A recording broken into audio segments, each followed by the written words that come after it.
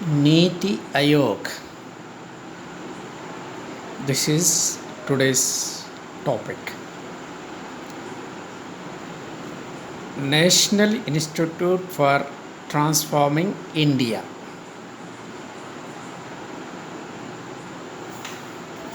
ఇది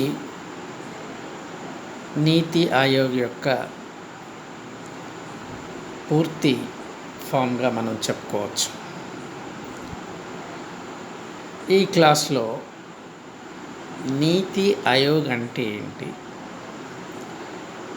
నీతి ఆయోగ్ ఏర్పడడంలో గల ఆవశ్యకత, దాని స్ట్రక్చర్ ఏ విధంగా ఉంటుంది, అలాగే నీతి ఆయోగ్ యొక్క ఆబ్జెక్టివ్స్ ఏంటి, నీతి ఆయోగ్ యొక్క ఫంక్షన్స్ ఏ విధంగా తన విధులని భారత ఆర్థిక వ్యవస్థలో నిర్వర్తిస్తుంది, అలాగే నీతి ఆయోగ్కి దీనికంటే ముందు ఉన్నటువంటి ప్రణాళికా సంఘానికి గల డిఫరెన్సెస్ ఏంటి అనేది మరి ఈ చాప్టర్ ద్వారా మనం నేర్చుకునేటువంటి అవకాశం ఉంటుంది. కాబట్టి నీతి ఆయోగ్ అనేటువంటి ఈ టాపిక్ని మనం 2 క్లాసులుగా విభజించి చెప్పుకోవడం జరుగుతూ ఉంటుంది. ఇందులో ఫస్ట్ నీతి ఆయోగ్ కంటే ముందున్నటువంటి ప్రణాళికా సంఘం, దాని యొక్క ఎవాల్యూషన్, భారత ఆర్థిక వ్యవస్థలో దాని పనితీరు ఏ విధంగా ఉంది,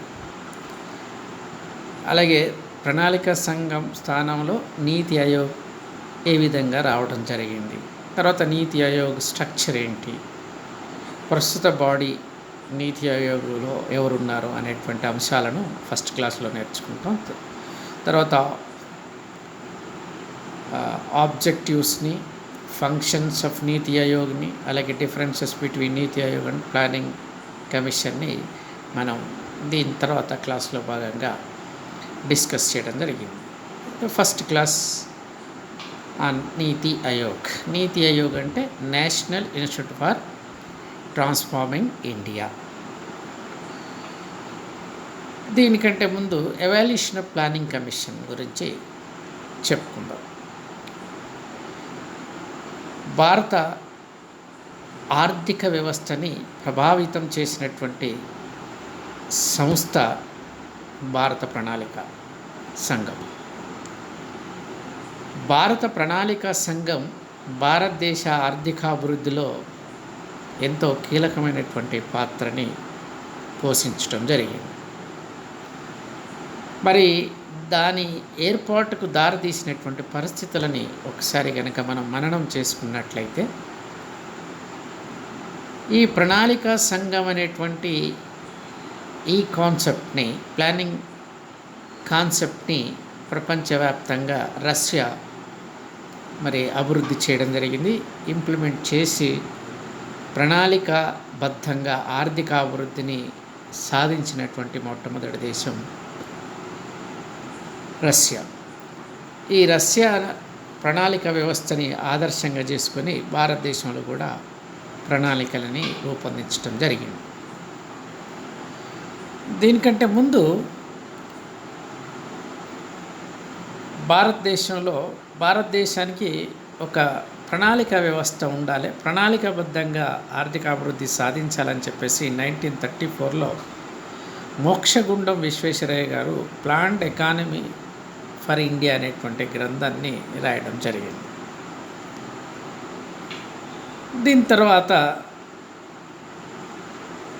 బాంబేకి చెందినటువంటి 8 మంది పారిశ్రామికవేత్తలు కలిసి బాంబే ప్లాన్ని తయారు చేయడం జరిగింది. తర్వాత ఎంఎన్ రాయ్ గారు మరి ప్రజా ప్రణాళికని అనేటువంటి భావనని తీసుకురావడం జరిగింది. బాంబే ప్రణాళిక ఏమో పెట్టుబడిదారీ వ్యవస్థని ప్రోత్సహించే విధంగా ఉంటే, ఎంఎన్ రాయ్ ప్రజా ప్రణాళిక ఏమో సామ్యవాదాన్ని ప్రోత్సహించే విధంగా ఉండడం జరిగింది. తర్వాత ఎస్ఎన్ అగర్వాల్ గాంధీజీ కాన్సెప్ట్ని అనుసరించి, గాంధీయన్ సిద్ధాంతాన్ని అనుసరించి గాంధీ ప్రణాళికని కూడా తయారు చేయడం జరిగింది. ఇదంతా స్వతంత్ర పూర్వానికి ముందు జరిగినటువంటి ఈ ప్లానింగ్ వ్యవస్థకు సంబంధించినటువంటి ఇన్ఫర్మేషన్గా మనం చెప్పవచ్చు. స్వాతంత్రం వచ్చిన తర్వాత భారతదేశానికి ఒక ఆర్థిక వ్యవస్థ ఏ విధంగా అభివృద్ధి చెందాలి, ఏ రకమైనటువంటి ఆలోచన ధోరణితో ముందుకు పోవాలి, అసలే పేదరికంతో బాధపడుతున్నటువంటి, నిరుద్యోగంతో, నిరక్షరాస్యతతో ఎన్నో సవాళ్ళు ఉన్నాయి. బాధపడుతున్నటువంటి ఈ దేశాన్ని ఏ విధంగా ముందుకు తీసుకుపోవాలనేటువంటి ఆలోచనతోటి చివరికి ప్రణాళికాబద్ధ వ్యవస్థ అయితే భారతదేశం త్వరితంగా ఆర్థిక అభివృద్ధి సాధించవచ్చు అనేటువంటి ఆలోచనతోటి మన పాలకులు మొట్టమొదటిసారిగా మరి భారతదేశంలో ఆర్థిక అభివృద్ధి కోసం భారతదేశంలో మరి నిధులను సమీకరించి ఆర్థిక అభివృద్ధికి పథకాలు రూపొందించి అమలుపరిచేటువంటి ఒక సంస్థని 1951లో తీసుకురావడం జరిగింది. సో అప్పటి నుంచి ఈ సంస్థ భారతదేశానికి పంచవర్ష ప్రణాళికలని ప్రవేశపెడుతూ ఆర్థిక అభివృద్ధిలో అనేకమైనటువంటి మార్పులకి శ్రీకారం చుట్టడం జరిగిందని చెప్పుకోవచ్చు. ఆ రకంగా భారత ప్రణాళికా సంఘం సక్సెస్ఫుల్గా 12 పంచవర్ష ప్రణాళికలని అమలు చేయడం జరిగింది. మధ్యలో కొన్ని అవాంతరాలు వచ్చి వార్షిక ప్రణాళికలను కూడా మరి అమలు చేసి ఆర్థికాభివృద్ధిలో తనదైనటువంటి పాత్రని పోషించడం జరిగింది. మరి ఇంత ప్రాధాన్యత ఉన్నటువంటి ఈ ప్రణాళిక సంఘం లేదా ఈ ప్రణాళిక వ్యవస్థ నుంచి భారతదేశం ఈ ట్రాన్స్ఫార్మింగ్ ఇండియా అనేటువంటి కాన్సెప్ట్కి ఎందుకు మారవలసి వచ్చిందో కూడా ప్రణాళిక సంఘమే అని చెప్పుకోవచ్చు. ఎందుకంటే 1951లో మొదటి పంచవర్ష ప్రణాళిక స్టార్ట్ అయింది. దాదాపుగా 1951 నుంచి 2017 దాకా అంటే నీతి ఆయోగ్ ఎగ్జిస్టెన్స్లోకి వచ్చేంతవరకు ప్రణాళికబద్ధ వ్యవస్థనే భారత ఆర్థిక అభివృద్ధిలో ఉండే. అయితే మరి ఇన్ని సంవత్సరాల కాలంలో ప్రణాళిక సంఘం ఆశించినంత మేరకు తన లక్ష్యాలను సాధించలేకపోయింది. కాబట్టి ఈ ఆర్థిక వ్యవస్థని సంస్కరించాలి. మనం అనుసరించేటువంటి పద్ధతులు ఆర్థిక విధానాలలో ఏదో తేడాలు ఉన్నాయి, లోపాలు ఉన్నాయి. కాబట్టి ఈ వ్యవస్థతోటి ఇప్పుడున్నటువంటి ప్రజల యొక్క అవసరాలను తీర్చే అవకాశం లేదు, త్వరితగతిన అభివృద్ధిని సాధించేటువంటి అవకాశం లేదు అని చెప్పేసి చాలా మేధోమదనం దేశవ్యాప్తంగా రాష్ట్రాలతోటి ఇక్కడ ఉన్నటువంటి మేధావులతోటి అలాగే వివిధ స్టేక్ హోల్డర్స్ తోటి భారీ ఎత్తున చర్చా కార్యక్రమం జరిగిన తర్వాత చివరికి మరి 2017వ సంవత్సరంలో ప్రణాళికా సంఘం స్థానంలో నీతి ఆయోగ్ అనేటువంటి సంస్థ ఏర్పాటు కావడం జరిగిందని చెప్పుకోవచ్చు. సో ఈ రకంగా ఒక రకంగా నీతి ఆయోగ్ ఎగ్జిస్టెన్స్లోకి రావడానికి ప్రధాన కారణం భారత ప్రణాళికా సంఘం యొక్క వైఫల్యాలే అని చెప్పుకోవచ్చు. ఈ వైఫల్యాల నుంచి భారత ఆర్థిక వ్యవస్థని గట్టెక్కించాలనేటువంటి ఉద్దేశంతో మరి నీతి ఆయోగ్ని భారతదేశంలో ప్రవేశపెట్టడం జరిగిందని చెప్పుకోవచ్చు. National institute for transforming India has been established by the Government of India on 1st January 2015 as replacement for the Planning Commission. So 12వ పంచవర్ష ప్రణాళిక కాలం 2012 నుంచి 2017 వరకు. 12వ పంచవర్ష ప్రణాళిక పూర్తి కాకముందే దేశంలో ఉండేటువంటి రాష్ట్రాలలో ఉండేటువంటి ప్రజలతోటి మేధావులతోటి అనేక మరి రకాల చర్చలు జరిపిన అనంతరం భారతదేశంలో ప్రణాళికా సంఘం స్థానంలో ఈ నీతి ఆయోగ్ అనేటువంటి సంస్థని 2015 జనవరి 1 నుంచి మరి దీన్ని ఫోర్స్లోకి తీసుకురావడం జరిగిందని చెప్పుకోవచ్చు. It is being formed on the basis of extensive consultations across the stakeholders, wise state governments, relative institutions, experts and the people at large. So ఈ రకంగా దేశవ్యాప్తంగా విస్తృతమైనటువంటి ప్రజాభిప్రాయ సేకరణ జరిగింది, చర్చా కార్యక్రమాలు జరిగినాయి, సంబంధిత రాష్ట్రాలతోటి చర్చించడం జరిగింది, దానికి సంబంధించినటువంటి అనేక సంస్థలతోటి చర్చించడం జరిగింది, ప్రజలను కూడా ఈ నీతి ఆయోగ్ ఏర్పాటులో భాగస్వాములని చేసి చివరికి ప్రణాళిక సంఘం స్థానంలో 2015 జనవరి 1 నుంచి నీతి ఆయోగ్ని తీసుకురావడం జరిగిందని చెప్పుకోవచ్చు. As a result of these aspirations, NITI has been established to provide critical, directional and strategical inputs to the development process.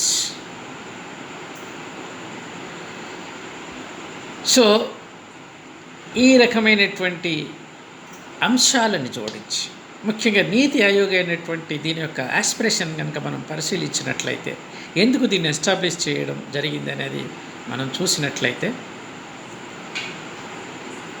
Provide critical, directional and strategical inputs to the development process. ఆర్థికాభివృద్ధికి కావాల్సినటువంటి వ్యూహాలను రూపొందించడం, దానికి మార్గనిర్దేశనం చేయడం, సమస్యలు వస్తే వాటిని పరిష్కరించేటువంటి సంస్థగా ఇది ఉంటుందని చెప్పేసి భావించడం జరిగింది. ఆ రకంగా నూతన వరవడితోటి భారతదేశాన్ని మరి వ్యూహాత్మకంగా అభివృద్ధి చేయడానికి కావలసినటువంటి మార్గనిర్దేశనం చేసేటువంటి సంస్థగా మనం నీతి ఆయోగ్ని చెప్పవచ్చు. NITI Aayog's creation has 2 hubs called Team India and knowledge and innovation hub. Team India hub ఒకటి, నాలెడ్జ్ అండ్ ఇన్నోవేషన్ హబ్. ఈ 2 మెయిన్ కాన్సెప్ట్ తోటి భారతదేశం అంతా ఒకటి, ఒక టీం లెక్క భారతీయులు ప్రవర్తించాలి. భారత అభివృద్ధిలో ఒక జట్టు ఏ విధంగా గెలుపు కోసం పోరాడుతుందో, ఆడుతుందో, ప్రజలందరూ, వ్యక్తులందరూ, సంస్థలు కావచ్చు, ఇవన్నీ కూడా భారత అభివృద్ధిలో టీమిండియా లెక్క పాలు పంచుకోవాలనేటువంటి నినాదం. అలాగే నాలెడ్జ్ అండ్ ఇన్నోవేషన్ హబ్గా నీతి ఆయోగ్ అవతరించడం జరిగింది. సో ఒక మరి కొత్త ఆలోచన, మరి నవీన దృక్పథంతో ఈ సంస్థ పనిచేస్తుందని చెప్పేసి భావించడం జరిగిందని చెప్పుకోవచ్చు. The Planning Commission era witnessed center to state one-way flow of policy. So మనం గతంలో చూస్తే అంటే 1951లో స్టార్ట్ అయ్యి 1915 జనవరి అంటే 1914 డిసెంబర్ 31 నాటికి ఫోర్స్లో ఉన్నటువంటి సంస్థ భారత ప్రణాళిక సంఘం. ఈ భారత ప్రణాళిక సంఘం ముఖ్యంగా ఎట్లా ఉండేది, ఎట్లా వివరించేదంటే, centre to state one way flow of policy. కేంద్రం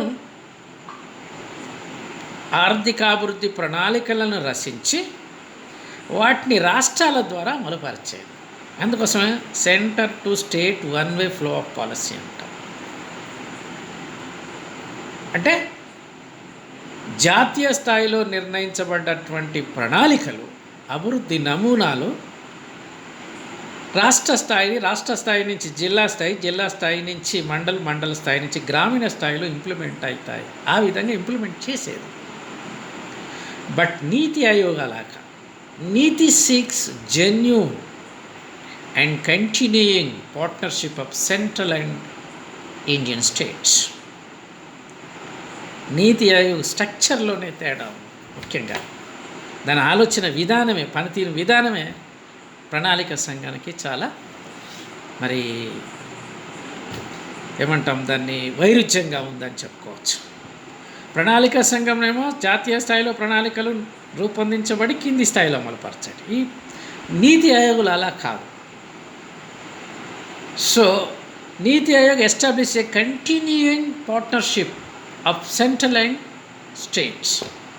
కేంద్ర ప్రభుత్వము రాష్ట్ర ప్రభుత్వాల మధ్య సత్సంబంధాలు ఉండాలి. సత్సంబంధాలు ముఖ్యంగా మరి జెన్యూన్ కాజ్ కోసం ఈ రెండు కూడా పాటుపడాలి. ఆ రిలేషన్షిప్ మెయింటైన్ చేయాలి.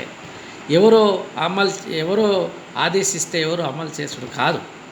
రెండిటి యొక్క అవసరాలని గుర్తించి దానికి అనుగుణంగా పరస్పరం సహకరించుకుంటూ అభివృద్ధి పదంలో నడవాలనేటువంటి ఒక వినూత్నమైనటువంటి ఆలోచన తోటి ముందుకు వచ్చినటువంటి దీన్ని ఏర్పాటు చేసినటువంటి సంస్థ నీతి ఆయోగ్ అని చెప్పుకోవచ్చు.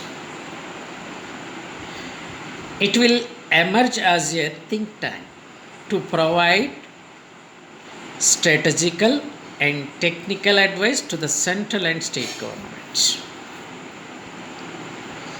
ఇక్కడ భారత ప్రభుత్వానికి కావచ్చు, భారతదేశంలో ఉండేటువంటి వివిధ రాష్ట్రాలకు కావాల్సినటువంటి ఆయా స్థానిక పరిస్థితులకు కావాల్సినటువంటి మరి సలహాలను సహాయ సహకారాలను అందించేటువంటి ఒక మేధోపరమైనటువంటి సంస్థ థింక్ ట్యాంక్ అంటారు. సో ఈ సంస్థ ఆయా రాష్ట్రాలకు కావలసినటువంటి అభివృద్ధి నమూనాలు నిర్ణయించుకునేటువంటి స్వేచ్ఛను, అందుకు కావాల్సినటువంటి అవసరమైతే సాంకేతిక సహకారాన్ని మరి వ్యూహాత్మక సహకారాన్ని ఇది నీతి ఆయోగ్ అందించడం జరుగుతూ ఉంటుంది. కేంద్ర ప్రాధాన్యాలు వేరు ఉండొచ్చు, రాష్ట్ర ప్రాధాన్యాలు వేరు ఉండొచ్చు, రాష్ట్రాల మధ్య ప్రాధాన్యాల విషయంలో కూడా తేడాలు ఉండొచ్చు. కాబట్టి ఆయా స్థానిక పరిస్థితులకు అనుగుణంగా వ్యూహాలను రూపొందించి అందుకు కావాల్సినటువంటి శాస్త్ర సాంకేతిక పరిజ్ఞానాన్ని అందించి మరి కేంద్ర రాష్ట్రాల అభివృద్ధిలో కీలకమైనటువంటి పాత్ర పోషించేటువంటి సంస్థ నీతి ఆయోగ్. అందుకోసమే థింక్ ట్యాంక్ ఆఫ్ ఇండియాగా దీన్ని పేర్కొనడం జరుగుతూ ఉంటుంది. It helps to evolve, promote and strengthen cooperative federalism, believing that strong state makes a strong nations. This is one very important factor in Niti Ayog. నీతి ఆయోగ్లో అతి ముఖ్యమైనటువంటి అంశం, గుర్తించదగినటువంటి అంశం,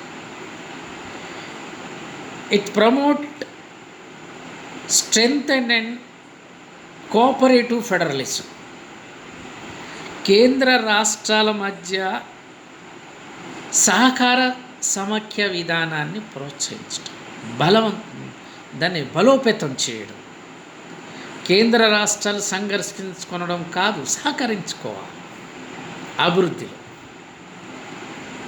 సో ఈ నమ్మకాన్ని గాఢంగా మరి నమ్మి దీన్ని కేంద్ర రాష్ట్రాలు కోఆపరేటివ్ ఫెడరలిజం వైపుకి పయనించాలి. తద్వారా మరి బలమైనటువంటి రాష్ట్రాల ద్వారానే బలమైనటువంటి దేశం నిర్మించబడుతూ ఉంటుంది అని భావించడం జరిగింది. రాష్ట్రాలు శక్తిహీనమైతే దేశం కూడా శక్తిహీనమవుతుంది. రాష్ట్రాలు ఎప్పుడైతే శక్తివంతం అవుతాయో దేశం కూడా శక్తివంతం అవుతూ ఉంటుంది. కాబట్టే this cooperative federalism believing that strong states make a strong nation. This is very beautiful concept. It develops mechanism to formulate village level plans, integrate them at higher level of government. మనం ప్రణాళిక సంఘం గురించి చర్చించినప్పుడు ఒక విషయం చెప్పడం జరిగింది. కేంద్ర స్థాయిలో ప్రణాళికలను రూపొందించి రాష్ట్ర స్థాయి, జిల్లా స్థాయి, గ్రామ స్థాయిలో అమలుపరిచేది. అసలు గ్రామంలో ఏం అవసరాలు ఉన్నాయి, గ్రామీణ అభివృద్ధికి ఏం చర్యలు తీసుకోవాలి, జిల్లా అభివృద్ధికి ఏం చర్యలు తీసుకోవాలి, జిల్లాలో ఉండేటువంటి సమస్యలు ఏంటి, జిల్లాకు తేడా ఉండొచ్చు, గ్రామానికి సమస్యల విషయంలో అభివృద్ధి విషయంలో తేడాలు ఉండొచ్చు. ఇవన్నీ ఏం లేకుండా యూనిఫామ్గా ఇట్లా ఉంటుంది అని చెప్పేసి ఎక్కడో జాతీయ స్థాయిలో నిర్మించబడినటువంటి విధానాలు క్షేత్రస్థాయికి వచ్చేసరికి అవి షూట్ కాకపోయాయి. అక్కడ ప్రాబ్లం ఎరైజ్ కావడం జరిగింది. అక్కడ జాతీయ స్థాయిలో ప్రణాళికలు రూపొందించబడితే వాటిని అమలు చేసేటప్పటికీ అనేకమైనటువంటి ఇబ్బందులు ఎదురయ్యేటువంటి, అందుకోసం అది ఫెయిల్యూర్ కావడం జరిగిందని చెప్పుకోవచ్చు. అందుకోసమే నీతి ఆయోగ్ ఏం చేస్తుందంటే ఒక మెకానిజాన్ని ఏర్పాటు చేయడం జరిగింది. ఏంటది? It develop mechanism to formulate village level plans to integrate them, వాటిని అన్నిటినీ కలిపి higher level of government. So ఈ రకంగా గ్రామ స్థాయిలో రూపొందించి కేంద్ర స్థాయిలో అమలుపరిచే విధంగా నీతి ఆయోగ్ని రూపొందించడం జరిగింది. ప్రణాళిక సంఘాన్ని ఎట్లా చేసాము మనం? కేంద్ర స్థాయిలో రూపొందించబడి రాష్ట్ర స్థాయి, జిల్లా స్థాయి, గ్రామీణ స్థాయిలో అమలుపరచబడేటివి ప్రణాళిక. ఇప్పుడు అట్లా కాదు, గ్రామ స్థాయిలో ప్రణాళికలు రూపొందించబడాలి. గ్రామానికి సంబంధించి, మండలానికి సంబంధించి మండల ప్రణాళిక రూపొందించబడాలి. అలాగే జిల్లాకి సంబంధించి జిల్లాది, అలాగే రాష్ట్రానికి సంబంధించి రాష్ట్ర, అలా ఈ రాష్ట్రాలన్నిటికి సంబంధించినటువంటి ఇంప్లిమెంటేషన్ అనేది కేంద్రం ద్వారా జరగాలి. సో ఆ రకంగా మరి నీతి ఆయోగ్ స్ట్రక్చర్ని రూపొందించడం జరిగిందని చెప్పుకోవచ్చు. It ensured that all sections of society would be benefit, advocate from economic process. ఏం చేస్తుంది ఇది? అందరికీ భరోసాని కల్పిస్తూ ఉంటుంది. సొసైటీలో ఉన్నటువంటి ప్రతి ఒక్కళ్ళు ఉన్నటువంటి అవకాశాలని, వాళ్ళకి కావాల్సినంత అవకాశాలని అనుభవించేటువంటి ఒక అవకాశాన్ని నీతి ఆయోగ్ ఈ దేశ ప్రజలకి అందించే విధంగా ఉండాలి వ్యవస్థ అని మరి నిర్దేశించుకోవడం జరిగింది. It will create a knowledge, innovation and entrepreneurial support through collaborations. So ఇక్కడ మనం గమనించవలసింది, it will create a new knowledge, innovation and entrepreneurial support through collaborations. వివిధ శాస్త్ర సాంకేతిక పరిజ్ఞానం కలిగినటువంటి సంస్థలతోటి సంబంధాలు నెరవేర్చుకొని, అది కేంద్రం కావచ్చు, రాష్ట్రం కావచ్చు, మరి ఈ రకమైనటువంటి నూతన వరవడితోటి అంటే అందరినీ కలుపుకొని పోయి అభివృద్ధి చేసేటువంటి మరి ఒకానొక నూతన దృక్పథమే ఈ నీతి ఆయోగ్ అని చెప్పుకోవచ్చు. It acts as a platform for resolution of inter sectoral and inter departmental issues to accelerate development. So ఇక్కడ ఒక సంస్థ ఇంకొక సంస్థతోటి, ఒక రాష్ట్రం ఇంకొక రాష్ట్రంతో, కేంద్ర ప్రభుత్వం రాష్ట్ర ప్రభుత్వాలతోటి ఎక్కడ వైరుధ్యాలు లేకుండా అందరూ కూడా అందరి మధ్యన సహకారాత్మకంగా మరి పని చేయాలి, అందరూ కూడా అభివృద్ధి వైపుకు ప్రయాణించాలి అనేటువంటి ఒక వేదికని నిర్మాణం కొనసాగించడం జరుగుతూ ఉంటుంది. It acts A platform for resolution of inter sectoral and inter departmental issues to accelerate development. ఆర్థికాభివృద్ధిని ఎంత త్వరితంగా చెందాలంటే ఈ సంస్థల మధ్య ఉన్నటువంటి వైరుధ్యాలని, ఈ రాష్ట్రాల మధ్య ఉన్నటువంటి వైరుధ్యాలని, ప్రభుత్వాల మధ్య ఉన్నటువంటి వైరుధ్యాలని అన్నింటినీ కూడా తొలగించి మరి సమస్య లేకుండా ఆర్థికాభివృద్ధి త్వరితంగా జరిగేటువంటి విధానాన్ని ఈ నీతి ఆయోగ్ మరి రూపకల్పన చేయడం జరిగింది అని చెప్పుకోవచ్చు. It is to mentor and evaluate the implementation of programs and focus on upgradation and capacity building. So ఇది వివిధ రకాల పథకాలని అమలు చేయడంలో, ఇంప్లిమెంట్ చేయడంలో మెంటర్గా వ్యవహరిస్తుంది. ముఖ్యంగా అది గ్రామస్థాయికి సంబంధించినటువంటి విషయాల్లో కావచ్చు, కేంద్ర రాష్ట్రాలకు సంబంధించినటువంటి పథకాలే కావచ్చు, ఇంప్లిమెంట్ చేయడంలో మరి కీలకమైనటువంటి పాత్ర మెంటర్గా కరెక్ట్గా ఇంప్లిమెంట్ కావాలనేటువంటి మరి దృక్కోణాన్ని కలిగి ఉన్నటువంటి సంస్థగా మరి నీతి ఆయోగ్ని మనం చెప్పుకోవచ్చు. తద్వారా భారతదేశం తన యొక్క శక్తి సామర్థ్యాలని ఇంకా పటిష్టం చేసుకునేటువంటి అవకాశం ఉంటుందని ఈ నీతి ఆయోగ్ భావించడం జరిగిందని చెప్పుకోవచ్చు. సో ఈ రకంగా దేశానికి సంబంధించినటువంటి థింక్ ట్యాంకర్గా మరి నీతి ఆయోగ్ని మనం చెప్పుకోవచ్చు. దేశాభివృద్ధిలో కొత్త నూతన వరవడిని ఇది తీసుకురావడం జరిగింది.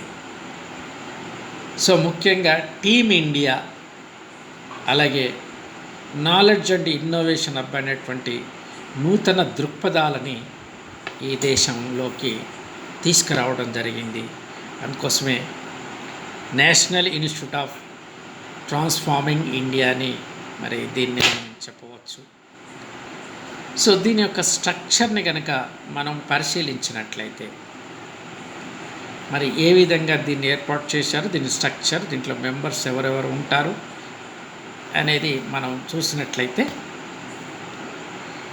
It is an organization, a network of expertise focusing on functionality, flexibility and domain knowledge. భారతదేశ శక్తి సామర్థ్యాలని పెంపొందించుకోవడంలో ఉన్నటువంటి అంశాలని అన్నిటినీ గుర్తించడం, ఏమన్నా అవరోధాలు ఉంటే వాటిని తొలగించడం, ముఖ్యంగా మేధావుల యొక్క ఆలోచన సరళిని అనుసరించి మరి అభివృద్ధిని చేయడమే దీని యొక్క ముఖ్య విధిగా దీన్ని ఏర్పాటు చేయడం జరిగిందని చెప్పుకోవచ్చు. సో అందుకోసమే it is an organization, a network of expertise. దేశంలో ఉన్నటువంటి పెద్ద పెద్ద మరి మేధావులు తోటి వాళ్ళ యొక్క ఆలోచన సరళిని అనుసరించి మరి ఈ భారత శక్తి సామర్థ్యాలను ఏ విధంగా పెంపొందించుకోవాలనేటువంటి దృక్పథంతో చేసేటువంటి సంస్థే నీతి ఆయోగ్గా చెప్పుకోవచ్చు. సో దీంట్లో ఎవరెవరు మెంబర్స్ ఉంటారనేది కనుక మనం ఒకసారి పరిశీలించినట్లయితే దీని నిర్మాణం ఏ విధంగా ఉంటుంది, ఎందుకంటే మనం ప్రణాళిక సంఘాన్ని ఎట్లా ఏర్పాటు చేసుకోవడం జరిగింది, అలాగే దాని ఫంక్షన్స్ ఎట్లా ఉన్నాయి, దాని నిర్మాణం ఎలా ఉందో ఏ విధంగానైతే మనం తెలుసుకోవడం జరిగిందో, ఈ నీతి ఆయోగ్ యొక్క ఎస్టాబ్లిష్మెంట్, ఇప్పటిదాకా మనం ఎస్టాబ్లిష్మెంట్ అంటే ప్రణాళిక సంఘం వైఫల్యాల నుంచి భారత ఆర్థిక వ్యవస్థని మరి ముందుకు తీసుకుపోవాలనేటువంటి ఒక నూతన దృక్పథంతో, టీమ్ ఇండియా స్పిరిట్ తోటి మరి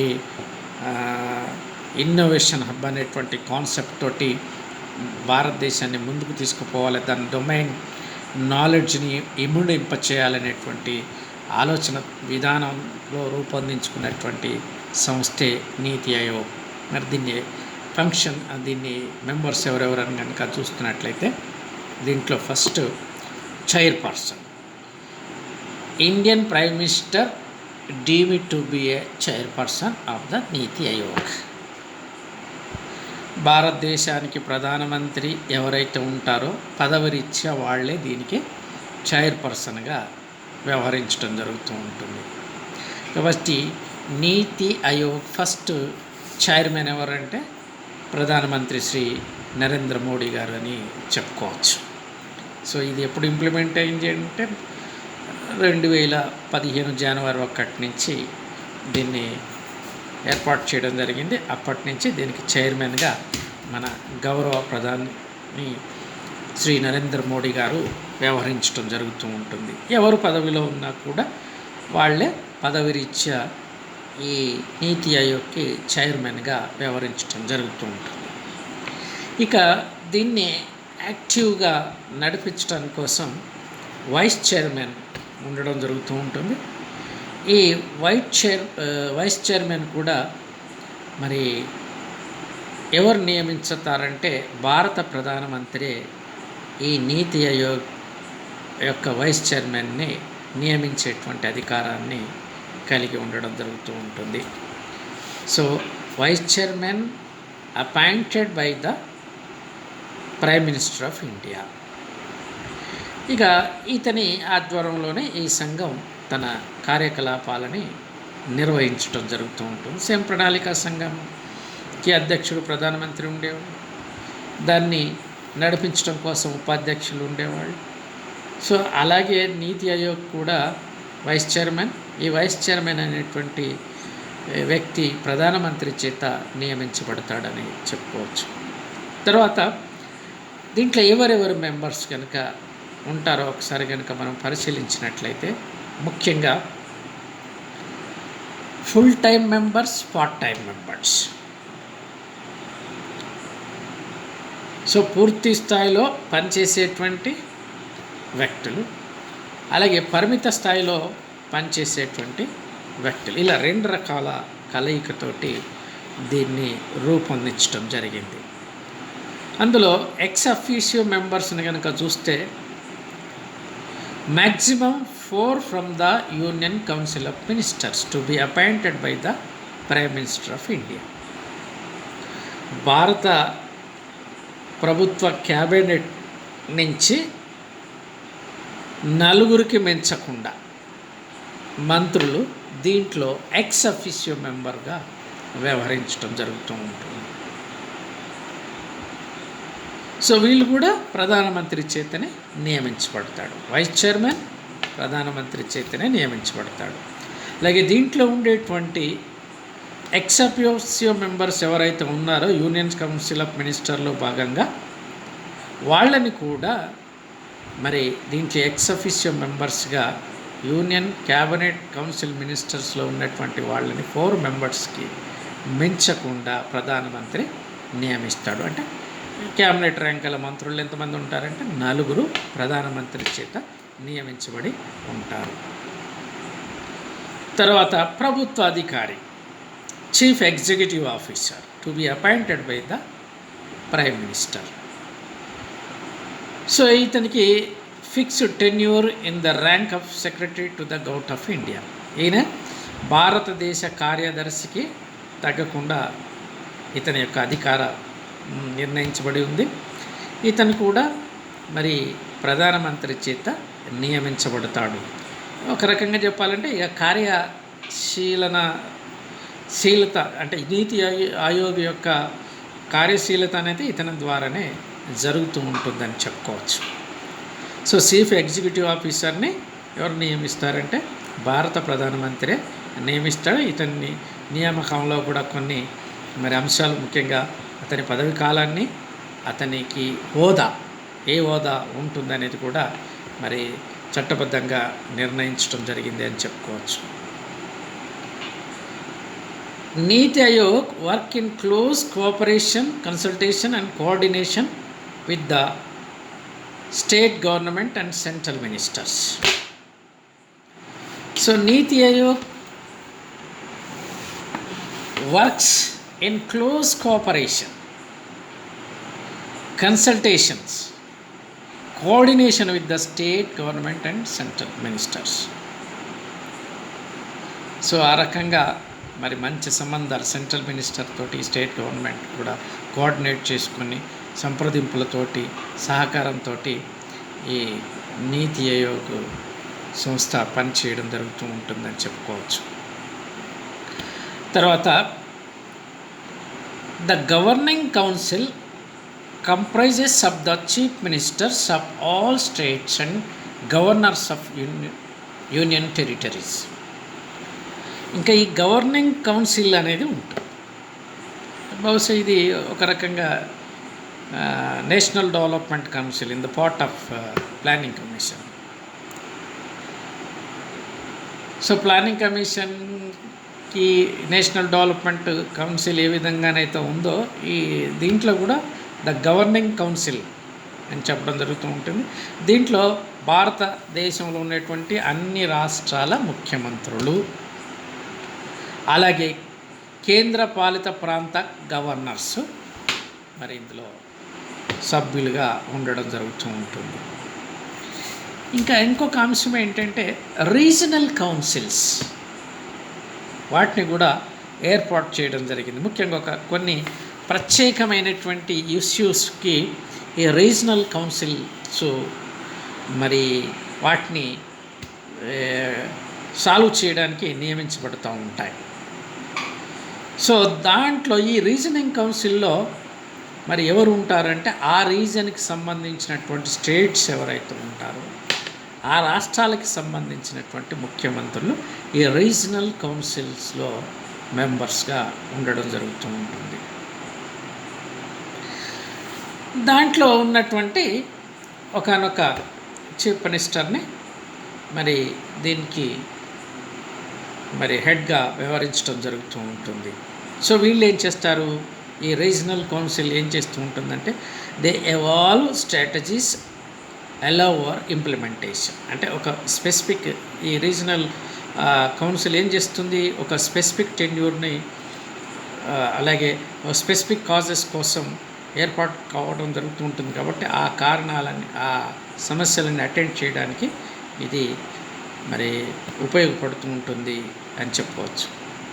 they are headed by one of the chief minister of the group. ఎవరైతే ఉంటారో దాంట్లో ఒకనొక చీఫ్ మినిస్టర్ దీనికి మరి హెడ్గా వ్యవహరించడం జరుగుతూ ఉంటుందని చెప్పుకోవచ్చు. దే